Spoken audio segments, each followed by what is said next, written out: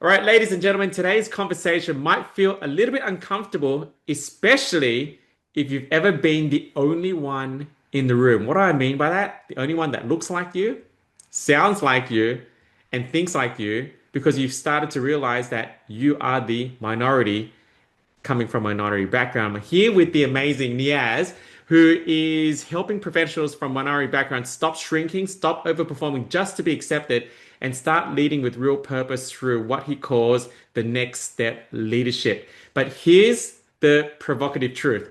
A lot of talented minority professionals aren't stuck because they lack ability. They're stuck because they were taught to assimilate before they were taught to lead. And so I'm excited about this conversation because I also come from a minority background. And so I know exactly how it feels. Niaz, welcome to the Never Settle podcast. Super excited to have you on. Thank you, Richmond. Absolutely. So excited. Thank you for having me. Very cool, man. Very cool. Well, first of all, what classes as a minority background? Let's be Oh, clear on that. Is it you know just a how many different times do people race, ask me that age? same Okay. question? And well, there's so many different ways of looking at it, right? Number one, in my case, I'll be from talk from my perspective. Ethnicity is one of them. Another one is faith, especially in the spaces that I've worked in. Kind of faith is it's almost like a dirty word. You don't talk about faith in the workplace. You don't, that sort of thing. Um, in some places, it's your gender as well. That's often, and then there's the intersectionality of, I feel for my faith-based sisters who have a certain skin color or come from a certain place in the world. They have layered upon layered upon layered, so lots of different ways to be kind of labeled. And so, yeah, lots of different people who come from a Wow. minority background. Mm, So you could have like multiple minorities all compounded into one. Very cool. absolutely. Isn't it funny? Like, when I grew up, obviously I was the only Asian kid in my class in an all boys Catholic school too. And so that was a problem in 1995. And so I know exactly what you mean. So I want to start with, I guess this will be a really cool story, both for my personal interest, but everyone just watching this. Tell us a bit about your history growing up. Where did you grow up? What kind of challenges did you face? Because I think it's going to relate to a lot of people right now. Yeah. Look, I grew up in apartheid South Africa, and as a person of color, you don't really realize it until you're outside of the bubble. And one of the things I've been picking up more recently, especially in my coaching work, is that people of color who have come out of and stepped out of that, they wear the label for their whole lives. They go into workplaces, they go into places where, they don't, other people don't see them differently, but they see themselves differently. And so when you grow up in apartheid South Africa as a person of color, you get embedded in your brain that you are less than someone of a lighter skin color. And that's not, sometimes it's explicit. For example, you're not allowed here. You sit at the back of the bus. You don't sit in the front of the bus. You go to this beach, not that beach. You're not allowed into this area because of your, what it says in your card that you are a person of color. But then others are a lot more sort of implicit, and those are the things which I really. And I give a simple example. I love cricket, and I played cricket, and we'd play against the I'm going to put this in brackets, the white schools. And I was a pretty good batsman. Like my mindset going into that thing is regardless of the bowler, because they come from that school, I'm already on the back foot and I'm already thinking, oh, they're better than me. So the confidence is completely shattered. I'm never going to bring in the nets, I'd be smashing it out the park, but come to the middle because I'm already in my mind, I'm less than. That's already put me on the back foot. So yeah, that gives me, I've only realized that a lot later in life. And also I've been realizing a lot lately when I'm coaching people and seeing actually what's been embedded in their lives, not just from their own experience, but from their parents' experience and their grandparents' experience as well. So it's pretty long lasting. I've heard someone call it like long lasting trauma. I don't like the word, to be frank, because there's some connotations to that, but there's definitely some long-lasting effects from growing up in that sort of area. Yeah. Yeah, this is so cool because there's kind of two sides. I see one group of people, they continue, I guess, I mean, in certain parts of the world, it is what it is, and you got to you got to take responsibility and take ownership. You can't continue playing that victim card your whole Yep. life, right? And then the other side, it's like, okay, well, I'm gonna make something of this, despite like Oprah's story is a very classic minority story that she became Oprah, right? So, at what point did you kind of that swing to your favor and say, you know what, I'm gonna take responsibility for this? How did that happen? Sadly, it was March 15th, 2019, when the Christchurch mosque attack happened. Um, Look, Muslims have been labeled in the media and been raised in the media as the enemy, an arch enemy number one. And as someone who was a public servant for, around about 14, 15 years at that stage, I never really spoke about my faith in the workplace.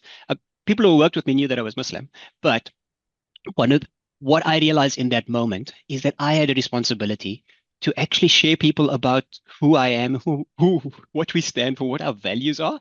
And actually, this is just, everything's just been turned on its head. And so that was one of the critical turning points for me, is to realize that I had a role to play, to share about who I was, to share about the things that we do and why we do it, and the fact that we are no different to to to anyone else, in that we love, we want peace, we want family, we want health, we want wealth, this labeling of them and us, it's just completely just ridiculous and, you know, crazy. So that was one of the main turning points for me, to realize that I needed to step out of this, be silent about my faith, in the fact that I don't want to be pushy about it. And I'm not pushy about it, but I do share more about what that looks like. And I have been since, because I was working in spaces where people were making policies, policies that impact thousands, tens of thousands, maybe millions of people.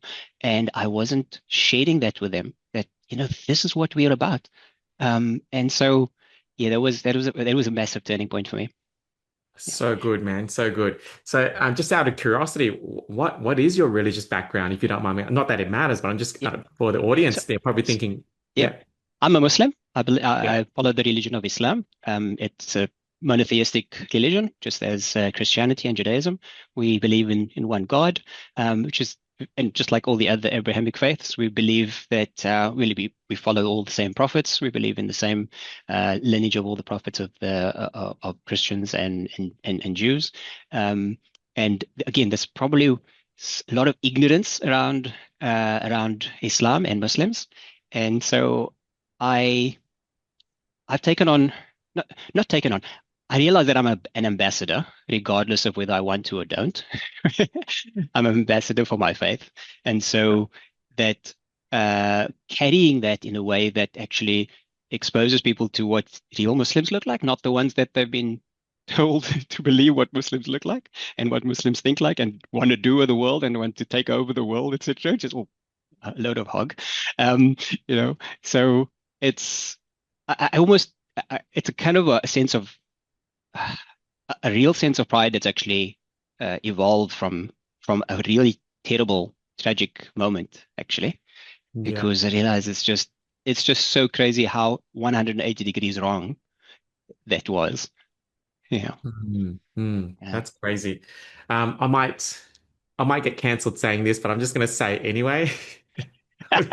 Here we go. Go for You it. know, like I've been been to many weddings. I've been to a Catholic wedding, a Indian Hindu wedding. I've been to a Jewish wedding. I've been to just a normal Western wedding. But the one wedding I've never been to is a Muslim wedding. And Okay. like I just want to go to one because I like, they just experience different cultures and they're always so fun. And I've Yeah. seen them and, friends of friends and stuff like that. I'm like, oh man, how come like that's kind of the one. Anyway, doesn't matter. That's just, Okay. that's just a, I- a weird bucket list I have. A weird bucket list. I'm So I'm taking a note of that, by the way.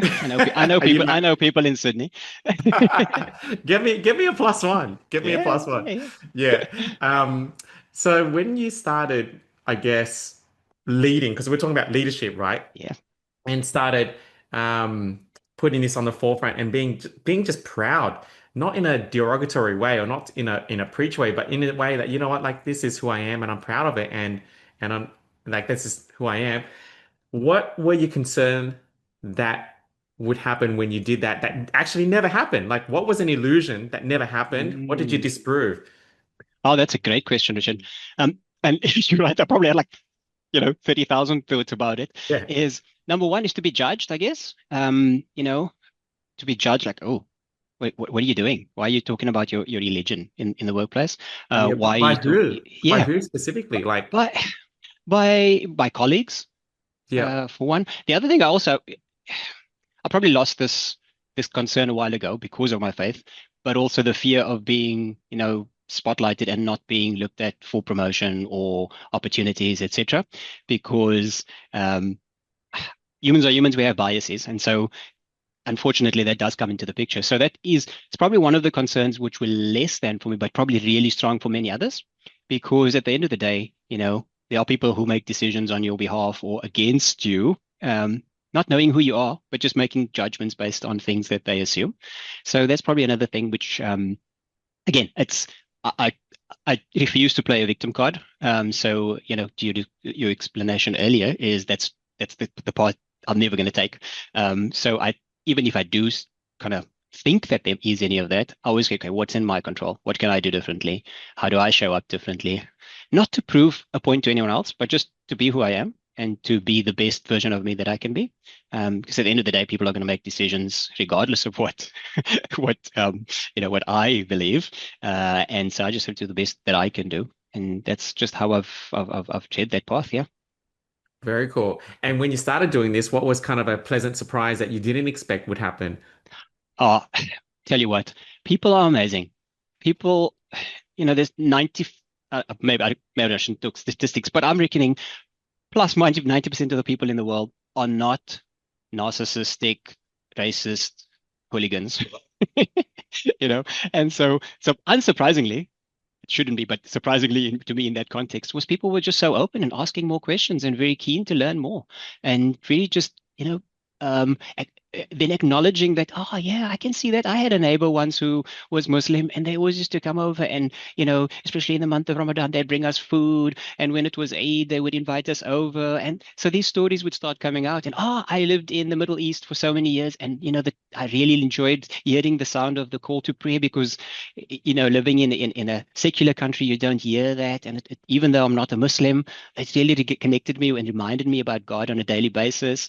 So these are things which I didn't expect for people to talk about, and it was really, really beautiful. And it also one of the other things which had helped, I think, some of my other faith-based colleagues is for them to have the confidence to be themselves as well, because they could say, "Oh, wait a minute, yeah, if Niyaaz can, you know, talk about his faith and be confident in it, then why can't I? And why can't we also talk to each other more and create, break down those barriers about them and us? Because at the end of the day, we all come from the same place. We all come from the same father and mother. We all, brothers and sisters at the end of the day. So why create all of this unnecessary division? Yeah, let's just, Yeah, oh, yeah, I couldn't agree more. I was reflecting on like the life experience my kids have right now.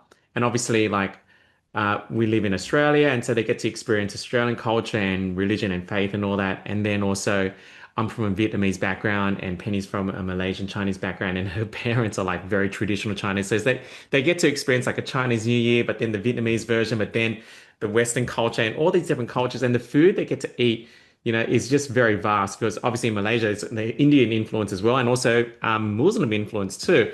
And so, and I just, the vast, wide array of what they get to experience at their age from different cultures, I'm just so grateful for that. And so, if anyone's watching here, like, I'd highly encourage, you know, this does expand your awareness because she's got some friends that argue like, have never tried like a dumpling before. You know what I'm saying? Like that kind of stuff. Like, it's just very fascinating. Wow, like, our kids get to try all these things. But topic aside, I want to talk about your tiny challenge because yeah, you work one-on-one about leadership. So before we talk about it, what is what is leadership not? Like, I don't want people oh, thinking that they have to be an extrovert or be loud or you know what I mean? Like, yeah, because I want to talk about the leadership, your tiny challenge. So what sure. is it Uh, not first? Oh, that's an excellent question. Leadership is not necessarily being rah, rah, rah. Number one, leadership is not necessarily being the one that's got the loudest voice or the biggest, definitely not the one with the biggest ego. In fact, it's the opposite of that. Leadership is not necessarily the one that's in the front always. Sometimes it has to be, but it doesn't have to be. Leadership takes on many shapes. Leadership is also not about your position or your job title or your rank or your position in the family.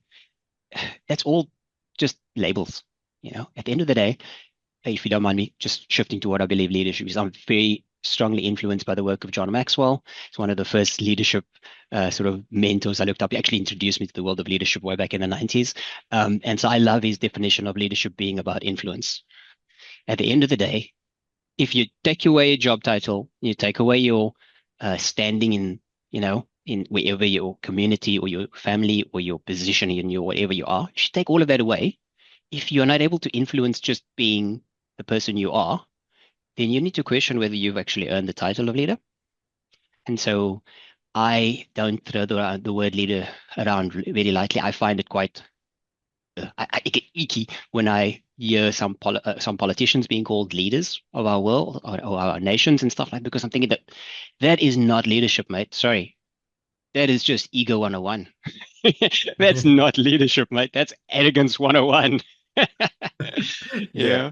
So yeah, that's a few of the things which I don't see leadership as. Yeah. Yeah, it's kind of like my youngest daughter. She thinks she's the boss, but she's not the boss. She's bossy. So it's kind of like she's only four, but she's so bossy. Okay, let's talk about your tiny challenge then, because Yes. you offer a one-on-one 5-day tiny challenge with you, and from what I understand, it's still free at this stage, Yep. which means you can only allocate a certain amount of spots per month to help minorities in this category to improve their leadership. So can you talk more about what it is, what it does, what it means for them? Absolutely. So it's 5 days, one-on-one with me. Um, yes, it's free for now. Uh, what that gives you is that you get to really spend some time learning about yourself. So I take over that 5 days, I take them through my Becoming Unapologetically You framework. It's exactly the same framework that I used when I was going through between two job redundancies and being disestablished. It was the framework that I had used to go from feeling devastated in the first instance, in the first one, and in the second instance, a few years later, realizing within seconds, okay, cool, that's it. What's next? And so I take them on that same journey. And the very first step in that Becoming Unapologetically You framework is what I call hover. It's putting yourself in a time agnostic helicopter, really looking at your life, not just where you are at the moment. How did you get there? What was your upbringing like? What was your parents' influence on you? What was your surrounding on you? What are some of the things which you actually never thought influenced your thinking and your view of life to the point where you are now? And that's just the very first step, and then the 4 steps from that. And what these 5 days uh, does for us and for working with me in that is it gives you absolute clarity about who you are, what your values are, what you really believe in, and what you're willing to uh, give up, or things that when this is sometimes we hang on to things which we just want to hold on to for whatever reason, and those are things we just need to let go of. So that's one of the key outcomes from these 5 days is to have absolute clarity about who I am, what is it that drives me, what my strengths are, and where do I want to go with that.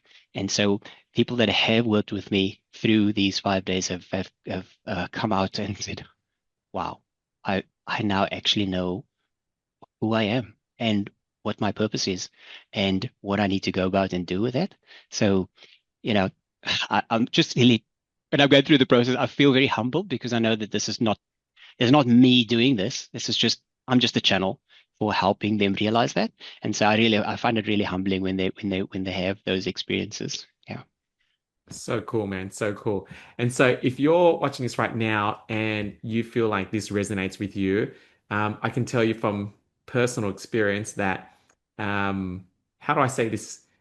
Having someone that understands your cultural upbringing and how it is to be a minority growing up is ultra important because they understand the context of your situation and where that came from. And not that an excuse, but um, Niaz is taking you through 5 days one-on-one with him. So if you want more details on how you can apply to have one of those spots to change your life, what I know is clarity is power. And the more clear you are with who you are, where you are, what's holding you back, and what he's going to work through with you, the more power you're going to have and the more confidence you're going to have moving forward. So, how about we comment the word lead in the comment section below, or you can send Niaz a private message, the word Absolutely. lead, and he'll get back to you. Here's one final thing that I think most people will resonate. Leaders go first, but also leaders become the example for others as well. So if you're looking to become the example for others, then just comment lead below or send him a private message, lead, and he'll get back to you with more details. Niaz, this has been amazing and super appreciate you and thank you for your wisdom on this podcast. Appreciate you, Richmond. Thank you so much.